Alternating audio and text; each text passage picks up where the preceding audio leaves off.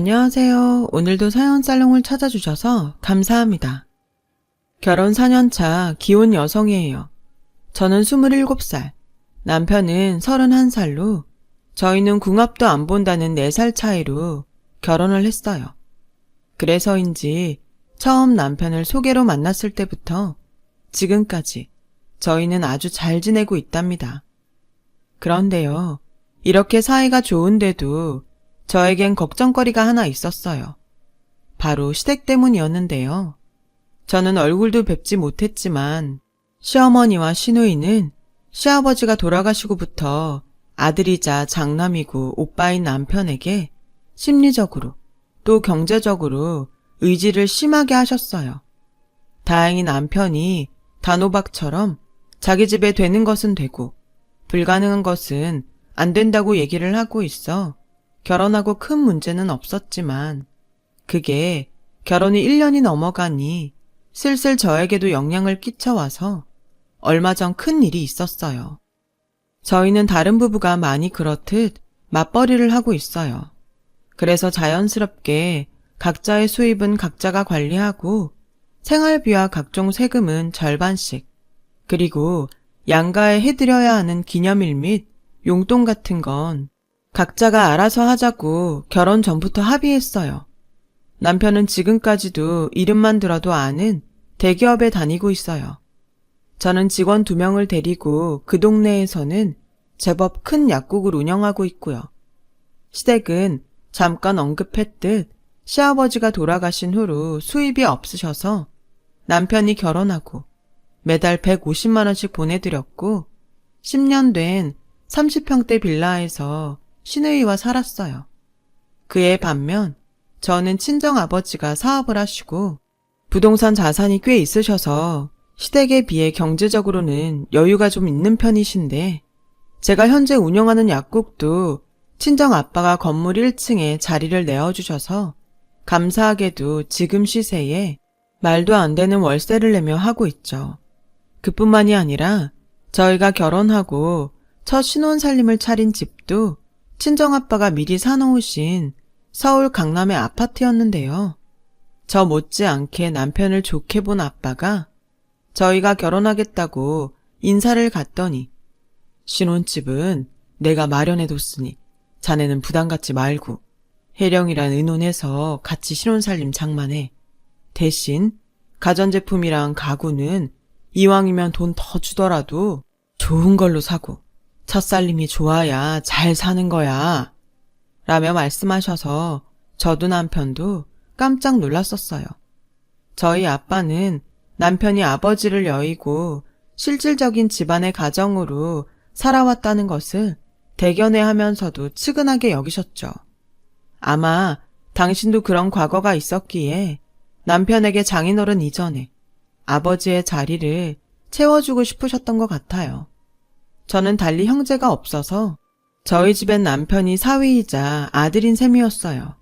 하지만 반대로 시어머니는 유일한 수입원인 아들을 저와 저희 집에 뺏겼다고 생각하시는지 아니면 대기업 다니는 자기 아들이 저에게 아깝다고 생각하시는지 저만 보면 아우 내 아들이 100배는 아깝지 라는 말을 무슨 추임새처럼 내뱉으셨는데요.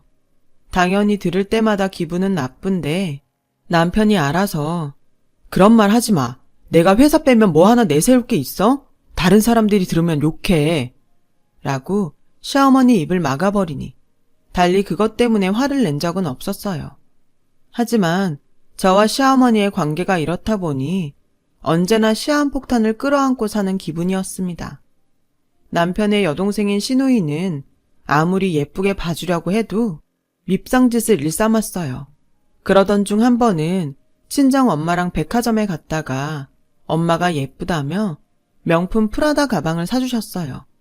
그 가방을 본 시누이가 제 가방을 힐끔힐끔 보더니 남편이 잠깐 자리를 비우자 대뜸 이런 말을 하더군요. 언니, 그 가방 솔직히 언니랑 안 어울려요. 왜요? 그 가방은 나처럼 20대 초반이 들어야 간지나는데 언니는 곧 있으면 30이잖아요. 괜히 그거 메고 다니다가 어리게 보이려고 안 달랐다는 말 들어요. 그러지 말고 언니는 돈도 많으니까 다른 거 사고 그거 나한테 주면 안 돼요? 이 가방을 달라고요? 솔직히 언니 신혼여행 다녀와서 나한테 뭐 사다 준 것도 없잖아요. 내 친구 올케들은 면세점에서 명품 가방도 사주고 했다던데. 새 거 사달라고 안 할 테니까 그거 나 줘요. 콜? 저는 신우이의 논리가 하도 어이가 없어서 할 말을 잃었어요. 그런데 시어머니는 대답하지 않는 제가 답답하다는 듯 자기 가방도 아니면서 콜, 무조건 콜해 라고 말했고 저는 순간 정색하고 이렇게 말해버렸어요. 미안한데 이 가방은 친정엄마가 사주신 거라 줄 수는 없어요.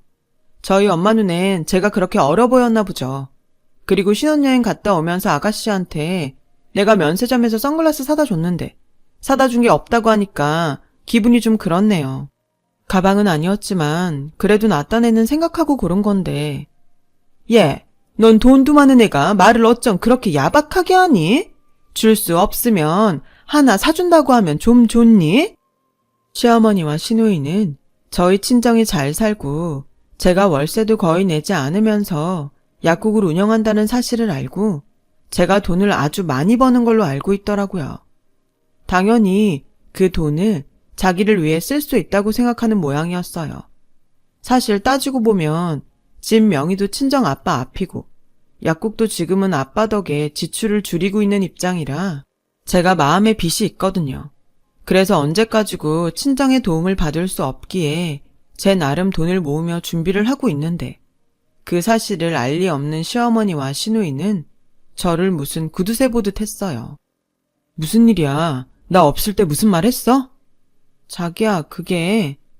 아니다. 얘기는 무슨? 아무 얘기 안 했다. 시어머니는 남편이 돌아와 무슨 일이냐고 묻자 서둘러 아무 일도 아니라는 듯 급히 제 입을 막으셨어요. 이쯤이면 대충 시댁과 저희 부부의 사이를 짐작하실 수 있으실 텐데요. 이렇듯 시어머니와 시누이는 남편 눈을 피해 어떻게든 저에게 돈이면 돈, 물건이면 물건을 얻어가려고 하셨어요. 그래서 저는 시어머니와 시누이 전화가 무섭고 남편한테 말하지 말고 라는 말이 먼저 나오면 자연스럽게 긴장이 되었어요. 그렇다고 남편에게 시시콜콜 시댁의 얘기를 하는 것도 좀 그랬는데 그런 데는 나름의 이유가 있었어요. 저희 남편은 결혼 전부터 아무리 가족이라고는 하지만 자기 어머니도 자기 동생도 버겁다고 했어요. 자립할 생각도 없고 어떻게든 자기한테 의지해서 원하는 것을 손에 넣으려고 하는 어머니와 동생이 싫었다고요. 그렇다고 자기한테 뭘 해주거나 고맙다, 수고했다 이런 소리도 하지 않으면서 그렇게 싫다는데도 데리고 다니면서 돈 계산을 하게 했다고 해요. 그래서 저와 만난다고 했을 때도 시댁에선 달가워하지 않았고 결혼까지 한다고 하니 마치 자신들이 편하게 쓰던 지갑을 잃어버린 듯 그렇게 아들을 장가 보내기 싫어했다는 소리를 나중에서야 남편을 통해 듣게 되었죠. 솔직히 가족이니까 지금까지 참았지 남이면 절대 엮이기 싫어. 그래서 내가 자기한테 늘 창피하고 미안해. 혹시라도 우리 엄마나 석주가 이상한 소리 하면 나한테 바로바로 말해. 내가 자기 신경 쓰이지 않게 알아서 할게. 남편이 미리부터 이런 소리를 하는데 제가 가운데서 시어머니나 시누이에 이야기를 전달하는 게 오죽 조심스럽겠어요. 괜히 저로 하여금 분란이 생기지 않을까 저도 남편이 마음 쓰는 게 싫어서 말을 하지 않게 되더라고요. 하지만 아무것도 모르는 시어머니는 저희가 결혼할 때 뭐 하나 해주신 것도 없으시면서 저에게 그렇게 예단을 요구하셨어요.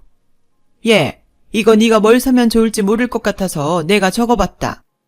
어머니, 기석 씨한테 못 들으셨어요? 신혼집을 저희 아빠가 해주셔서 예단은 따로 안 하기로 했는데. 들었다. 근데 그게 말이 되니? 보는 눈들도 많은데 어떻게 예단을 안 할 생각을 하니? 너도 참 염치가 없다. 그래도 내 아들이 우리나라에서 손에 꼽히는 대기업에 다니잖아. 잔말 말고 거기 적힌 건 준비해라. 저는 황당했지만 이왕 적어 오셨다고 하니 주신 리스트를 봤어요.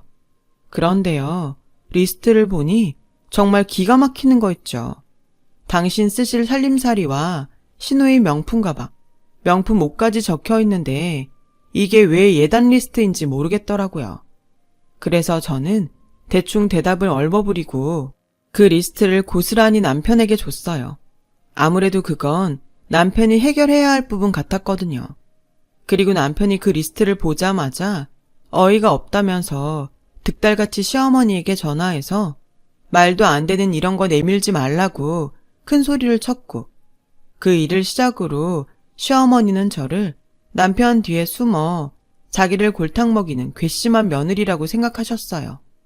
그래서 웬만해서는 남편에게 시댁에 대한 이야기는 전달하지 않으려고 하는데, 얼마 전 도저히 말을 하지 않고서는 감당하지 못할 일이 생기고 말았어요.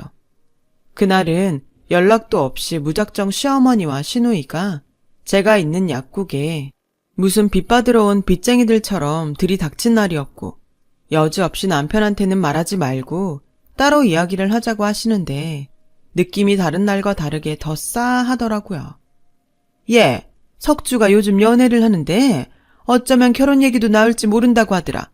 니네가 석주 얘 혼수랑 예단해줄 거 아니면 이번 참에 합가를 하면 어떨까 하는데. 합가요? 저는 전혀 생각도 못한 말씀이라.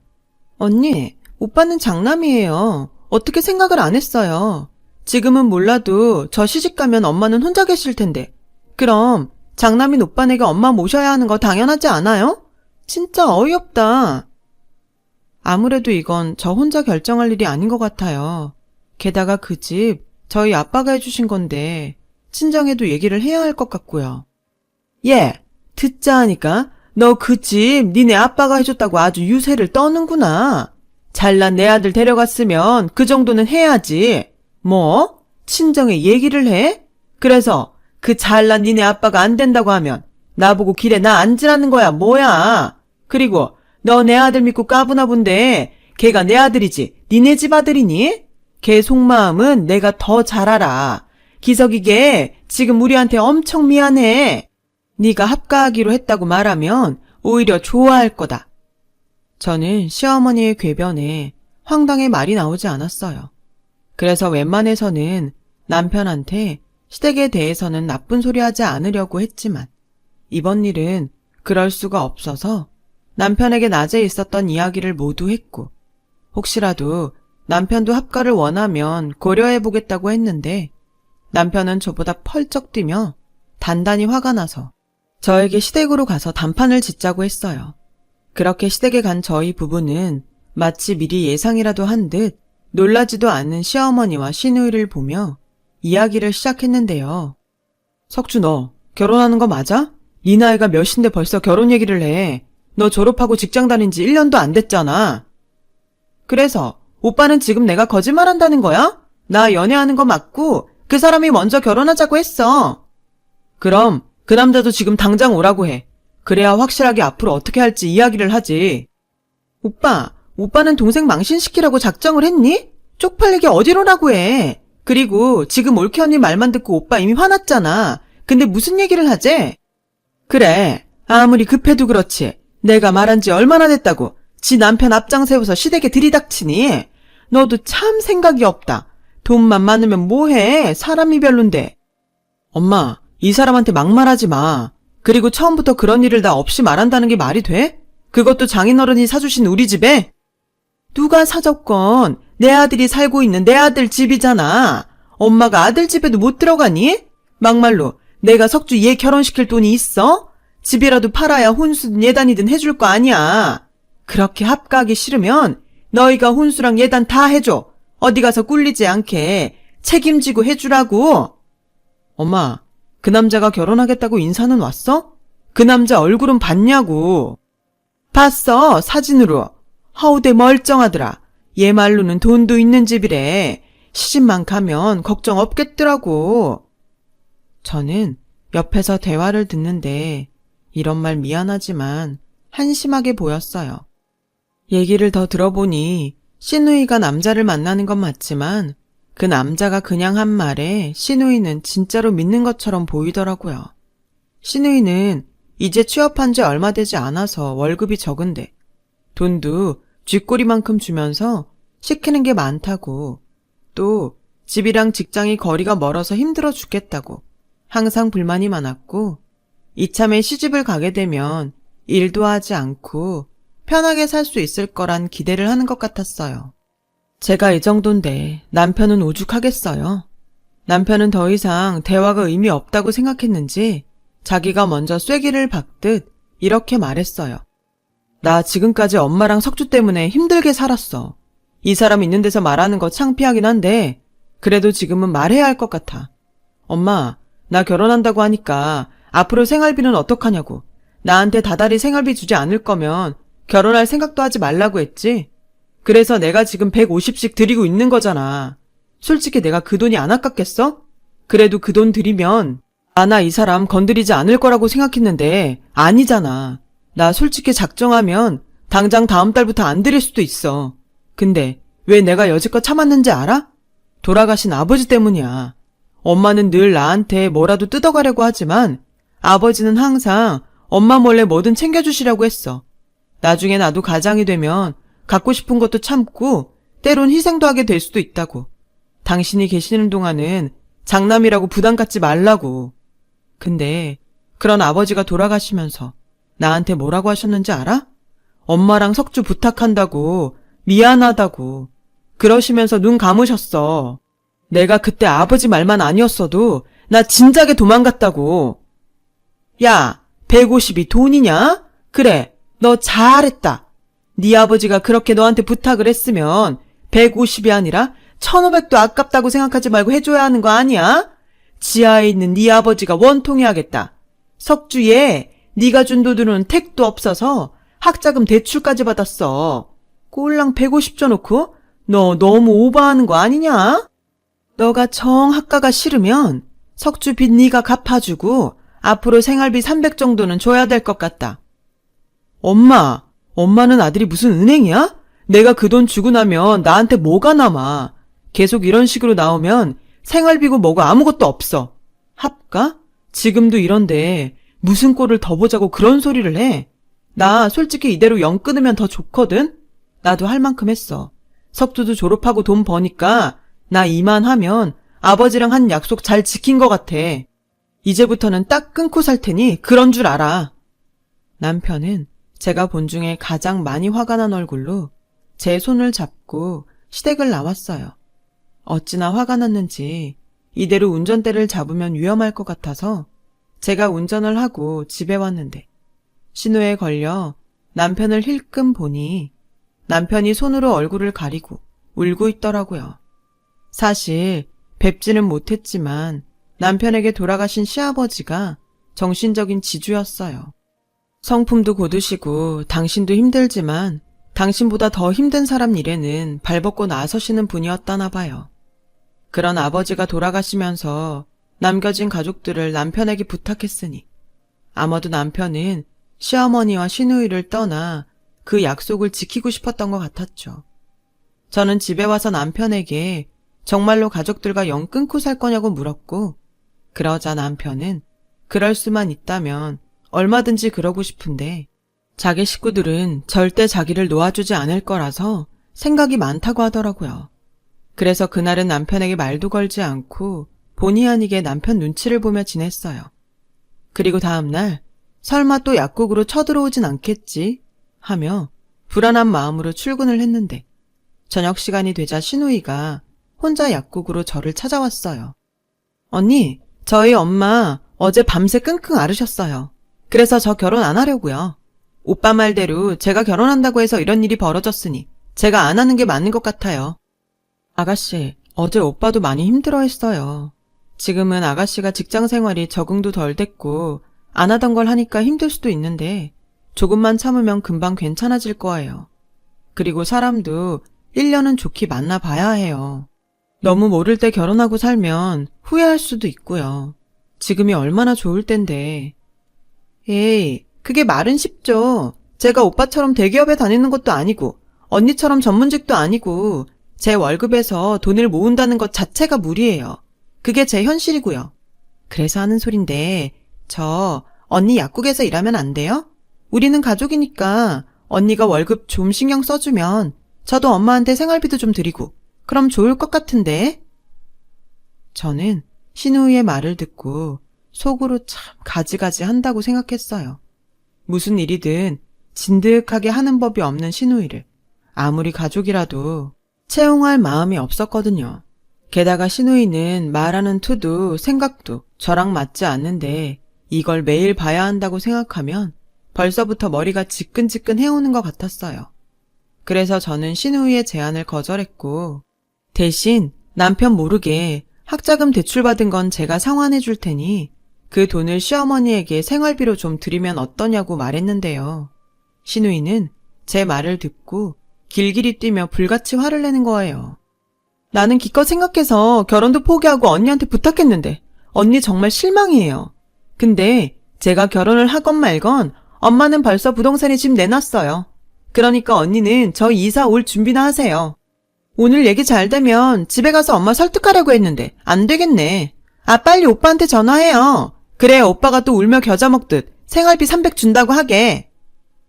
저게 동생인지 원수인지 지 오빠 힘들 거 뻔히 알면서 저런다는 게 저는 정말 이해도 안 가고 화가 났어요. 그래서 고민을 하다 친정에 갔고 친정 엄마는 제 얼굴을 보자 무슨 일이냐며 물으셔서 저는 하도 답답해서 친정 엄마에게 시댁 합가와 조금 전 신우이 얘기까지 모두 말했어요. 그러자 친정 엄마는 말없이 한숨을 쉬시고는 이렇게 말씀하셨어요. 내가 이런 말 하는 게 안서방한테 미안하긴 한데 내가 언제고 그 여자 그럴 줄 알았다. 니네 아빠도 그러더라. 안사돈이 안서방을 자식으로 보는 게 아니라 돈줄로 보는 것 같다고. 솔직히 엄마는 그래서 너 결혼까지는 하지 않았으면 했는데 안서방이 너무 사람이 좋아서 안서방만 보고 결혼시켰다. 너 속상하겠지만 안서방한테는 별말 하지 마. 엄마랑 아빠가 상의하고 무슨 수를 내든가 해야지. 너희는 자식이니 함부로 해도 우린 사돈이니 함부로 하지 못할 테니까. 엄마, 미안해. 잘 사는 모습 보여줘야 하는데. 너희가 잘못한 것도 아닌데 뭘 미안해. 힘든 일 있으면 엄마 아빠한테 의지해. 괜히 말도 안 하고 너희끼리 소갈이 하는 게 더 불효야. 너도 그렇고 안서방도 우리한테는 자식인데 당연히 엄마 아빠가 나서야지. 저는 엄마 말에 힘을 얻고 집으로 돌아왔어요. 그리고 모처럼 우리 서방 맛있는 음식이라도 해줘서 기운 내게 해주고 싶었는데 그날 남편이 더는 저에게 피해주고 싶지 않다며 이혼 서류를 가지고 왔더라고요. 이런 선택을 하고 싶지는 않았는데 석주한테 엄마가 집 내놨다는 말을 들었어. 아마 그 성미에 그냥 밀고 들어올 작정인 것 같은데 나 더 이상 자기랑 자기 부모님한테 패키치고 싶지 않다. 우리 이혼하자. 아무래도 이게 최선인 것 같아. 나 같은 사람은 처음부터 결혼 같은 건 하면 안 되는 거였어. 자기야, 이게 말이 된다고 생각해?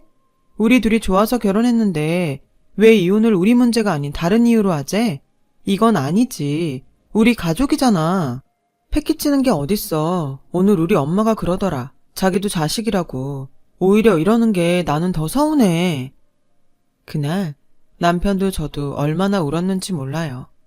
그리고 남편한테서 오늘 낮에 저희 아빠가 갑자기 점심이나 같이 먹자고 하더니 괜찮다고 사양을 해도 신용카드를 한 장 주시더래요. 남자가 주머니에 돈 없으면 어쩐지 기가 죽고 그래. 듣자 하니 집에 생활비도 보낸다며. 이거 들고 필요할 때 써. 사용 내역 나한테 안 오게 했으니까 괜히 눈치 볼 것도 없어. 갖고 싶은 거 있으면 장인어른이 사주셨다 생각하고 써. 가끔 그 돈으로 혜령이한테 기분도 내고 여자들은 그런 추억으로 사는 거거든.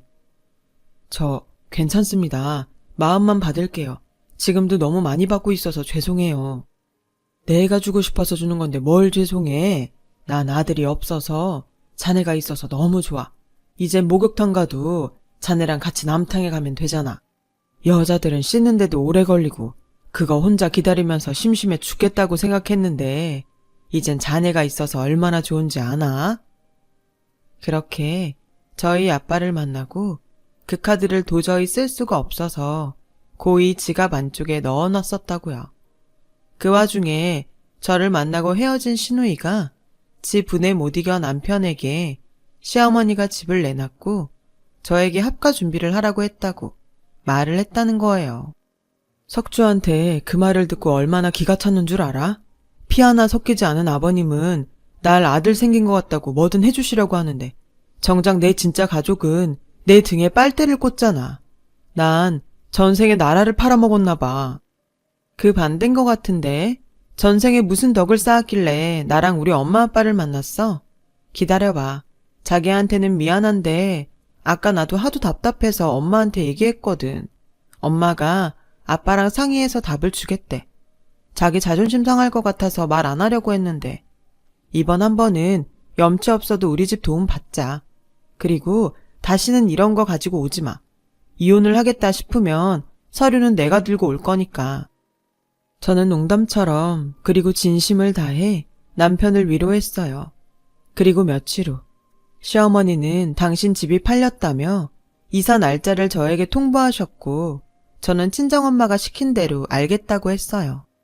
무슨 꿍꿍이야? 어쩐 일로 순순히 알겠대? 아무튼 나랑 석주 들어갈 방 2개 비워놔라.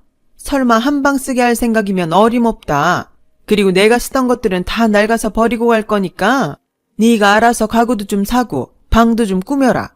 너 시집 올 때 집 해왔다고 아무것도 안 했잖아. 이번 기회에 그거 한다고 생각해. 가만히 듣고 있으니 시어머니는 자기 혼자 신나서 선을 넘나드셨는데 사실 저희는 이미 그 집을 팔고 친정집으로 이사를 왔어요. 혜령아, 너랑 안서방만 괜찮으면 당분간은 우리 집 2층에서 지낼래? 한 1, 2년 정도 지내면서 다른 곳 알아보면 어떨까 하고. 네 아빠랑도 얘기했다. 우리랑 같이 지내면 너희 시어머니 합가하자는 소리도 못할 거고 안서방만 괜찮다고 하면 이참에 그 여자 버릇 좀 고쳐보자. 엄마도 사람이 못됐는지 내 새끼들 힘들게 하는 사람 나도 괴롭히고 싶다. 물론 안서방이 내켜하지 않으면 어쩔 수 없지만 엄마 아빠 마음은 그래. 저희 남편은 당연히 저희 친정 부모님이 하자는 대로 하겠다고 했어요. 그리고 오히려 친정 부모님과 함께 산다고 생각하니 자기는 가족의 울타리로 들어가는 것 같아서 좋다고 하더라고요. 그 길로 이사를 진행했고 저희가 살던 아파트는 내놓자마자 바로 계약이 되었어요. 드디어 시댁의 이삿날이 밝았어요. 버리는 것이 많고 챙겨올 것이 별로 없었던 시어머니와 시누이는 용달차 한 대로 아침 대바람부터 저희가 살던 아파트로 오셨고 이미 그곳에 이사와 사는 사람들에게 그런 사람 여기 안 산다며 문전박대를 당했다나 봐요. 야, 너 우리 엿먹이려고 일부러 그랬지? 너네 어디로 이사 갔어? 당장 주소 불러. 이게 아주 사람을 우습게 알아? 어머니, 저희 친정에 들어와서 살아요. 친정 부모님이랑 합가했어요. 미리 말씀드리지 못해서 죄송해요. 워낙 급하게 진행된 일이라서요. 그 집이 저희 아빠 집이잖아요. 아빠가 그 집 하신다는데 저희라고 별 수 있나요? 그래서 저희도 갈 곳이 없어서 친정에 얹혀 살아요. 어머니도 갈 곳 없으시면 여기로 오셔서 저희랑 같이 얹혀 사실래요? 뭐라고? 너 일부러 그랬지? 됐고 우리 어디든 들어가야 하니까 있는 돈 다 보내. 당장 들어갈 집이라도 있어야 할 거 아니야. 엄마, 우리 돈 없어. 그리고 앞으로 장인어른한테 월세도 내야 해서 엄마한테 드리던 돈도 100으로 줄여야 할 것 같아. 석주도 돈 버니까 괜찮지? 그리고 1년 뒤엔 그 돈도 안 보낼 거야. 우리도 집 구해서 나가야지. 그렇게 돈 많다고 자랑하더니 네 처가에서 월세를 내래? 그리고 니들 살 집도 안 해준다고? 엄마가 자꾸 눈독 들여서 안 해주신대. 지금도 하마터면 자기 집에 엄마가 들어와서 살 뻔했다고 그 집 정리하신 거야. 무슨 이런 거지 같은 경우가 다 있어? 넌 그 소리 듣고도 가만히 있었어? 가만히 있었어. 만약 나라도 그랬을 거니까. 엄마, 이제 제발 거지 말고 사람답게 살아. 살던 집 팔고 오늘 잔금 받았지? 그 돈으로 앞으로 지낼 집 구해. 이번 기회에 집도 좀 줄이면 더 좋겠네. 엄마, 끊어. 그리고 앞으로 돈 얘기는 무조건 안 들어드릴 거니까 얘기도 꺼내지 마. 엄마, 나 지금 너무 행복해. 여기선 내가 돈이 아닌 자식 같거든. 제발 부탁인데 나도 좀 사람답게 살자. 엄마가 좀 도와주라. 그래, 너 네 엄마랑 네 동생 어떻게 되든 상관하지 말고 혼자 잘 먹고 잘 살아. 우리도 더 이상 너 가족으로 생각하지 않을 테니까. 저 혼자 잘 살겠다고 가족도 버린 네가 얼마나 잘 사나 내가 똑똑히 두고 볼 거야. 그 사람들이 지금은 잘해주는 것 같지? 그래도 남은 남이야. 가족 없으면 얼마나 서러운데. 너 그때 우리 찾아와도 우린 너 절대 받아주지 않을 거다. 이 망할 자식. 네 아버지도 지금 지하에서 피눈물을 흘리고 있을 거야. 시어머니는 그 말을 끝으로 전화를 끊으셨어요. 그리고 지금까지도 아무런 연락이 없으셔서 이 글을 쓰고 있는 지금도 저희 부부는 시어머니와 시누이가 어디에서 어떻게 살고 있는지 모르고 있어요. 에휴, 어디서 어쩌고 계시나. 내가 먼저 연락드려야 하는데. 하다가도 그날 남편이 했던 자기도 사람답게 살자라는 말이 가슴에 콕 박혀서 내 남편이 행복하게 살 수 있으면 뭐든 상관없다는 생각에 그러지 않고 있어요. 그냥 시누이의 SNS를 통해 그게 진짜인지 꾸며낸 거짓인지는 모르겠으나 그럭저럭 사는 것 같고 만약 어느 날 갑자기 시어머니든 시누이든 연락이 온다면 그들이 달라져 있지 않은 한 저도 그렇고 남편도 절대 받아주지 말자고 서로 합의를 했어요. 여태 당했던 대로 또다시 당할 수는 없으니까요. 그리고 원래 계획대로라면 내년에는 저희가 모은 돈으로 새로운 집을 알아봐야 하는데 제가 얼마 전 아이를 임신해 저희의 분가는 아이가 초등학교 갈 즈음으로 완전히 밀리고 말았어요. 남편도 그렇고 저희 부모님도 원래 떨어져 살고 싶지 않았다면서 3명이 한편이 되어 있더라고요. 여기가 친정인지 시댁인지 행복한 질투가 다 날 정도예요. 우리 안서방 좋아하는 갈비탕 끓여야지. 엄마, 나는 육개장이 좋은데. 그런 자극적인 거 몸에 안 좋아. 갈비탕 먹자. 주말에 안서방 낚시 어떤가? 안 돼. 주말에 이 사람 나랑 쇼핑하기로 했어. 안서방, 쇼핑보다는 낚시가 더 유익하지 않나? 솔직히 남자가 쇼핑 따라가봤자 뭔 재민가? 우리 낚시 가세. 가서 내가 맛있는 매운탕 끓여줄게. 응? 이런 식이라니까요. 이걸 보고 있으면 흐뭇하면서도 살짝 서운한 게 뭐라고 표현하기가 참 어려워요. 그리고요, 바로 어제 저는 시아버님에게 뱃속의 아가 소식도 알려드릴 겸 남편하고 납골당을 찾아갔어요. 참 생각이 많아 보이는 남편 옆에서 저는 차마 목소리는 내지 못했지만 속으로 이런 말씀을 드렸어요. 아버님, 남편을 이 세상에 태어나게 해주셔서 감사합니다. 제가 이 사람 아프지 않고 행복하게 해줄게요.